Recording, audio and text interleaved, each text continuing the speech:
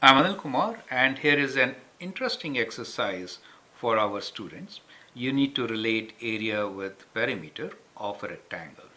Question is, consider length and width of a rectangle to be natural numbers, means numbers like 1, 2, 3, 4, and so on. Write all possible combinations of length and width that can give area of a rectangle as 36 centimeters square. So what we have is kind of a rectangle, right? So we want this area to be equal to 36 centimeters square. So area is 36 centimeters square.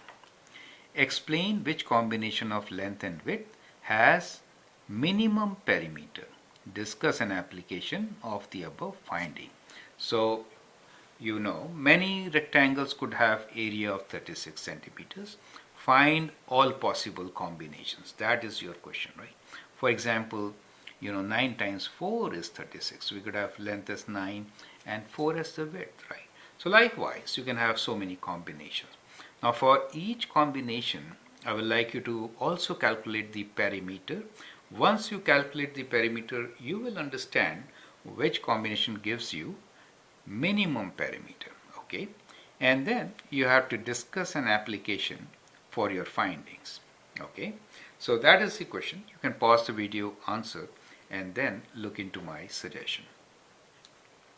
Now to answer such questions, it's good to make a table of values, right? So that will help us to compare, right? Otherwise we don't have any means of comparing. So let's make some columns here and begin by writing combinations of length and width. So let's say L is the length and W is the width.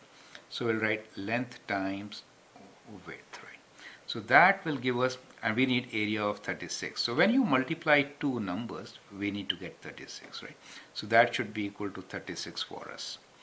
Once we find these combination, then we'll find the perimeter.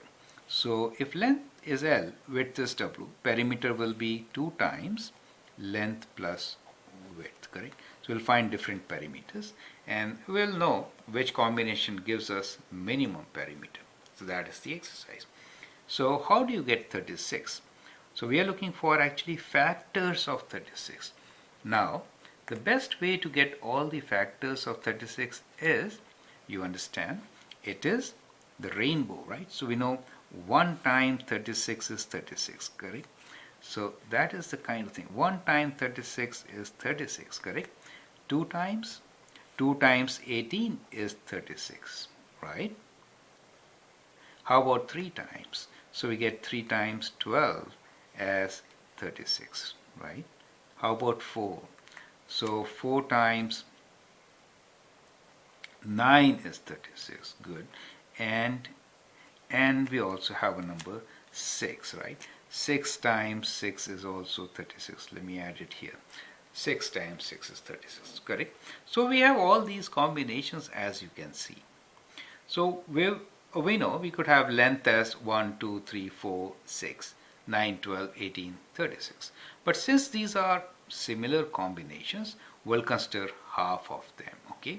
So we will consider from length and width. We will say length is the longer side. So I'll write 6, 9, 12, 18. I'll write in the reverse order. Oh, okay.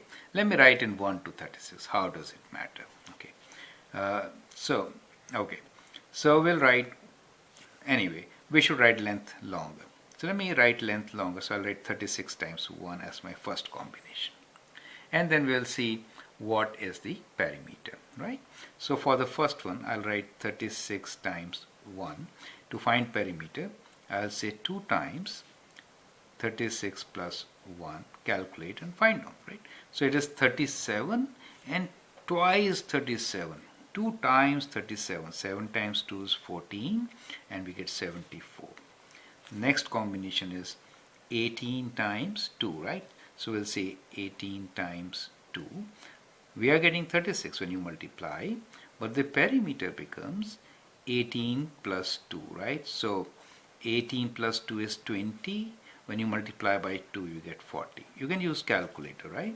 So then we have 12 times 3 is 36. Okay. So 2 times 12 plus 3. Now 12 plus is 15 and twice that is 30. Good. Next is 9. So we'll do 9 times 4. So 2 times 9 plus 4. 13 times 2 is 26. Then we have the number 6. So we get 6 times 6 is 36. And 2 times 6 plus 6, 12, and times 2 is 24.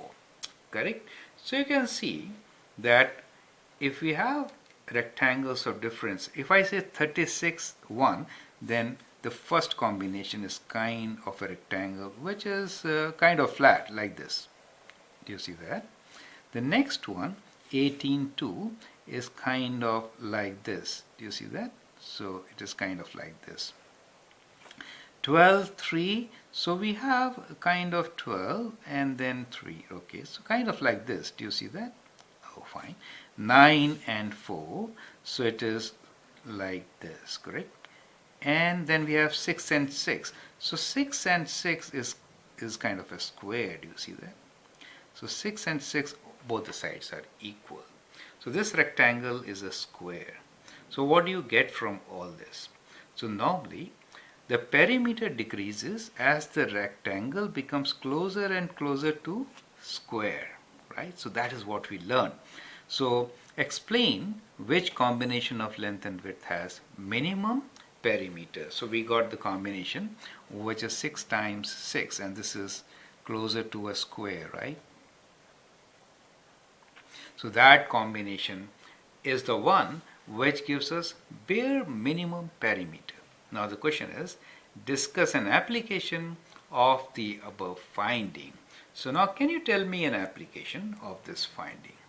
So one of the very popular questions which you will always get is that a farmer has to make a pen, right? So whose area is given to you? Let's say the area is 36 and let's change the units to kilometers, okay?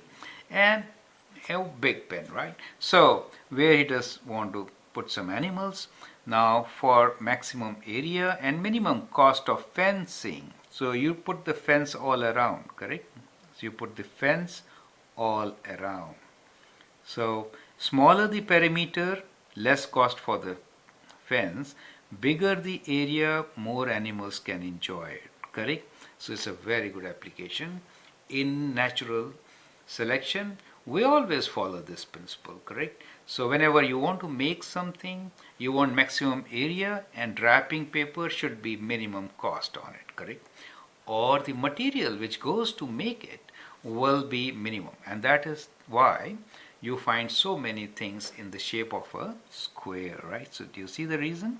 Okay, and the link between the two. So that's a very, very important conclusion. I hope you understand and appreciate it. And whenever now you see at a square thing, you will understand that we are trying to economize, right? So we are getting maximum area for minimum material cost. That is how it is. I hope you enjoyed this video. I'm Anil Kumar.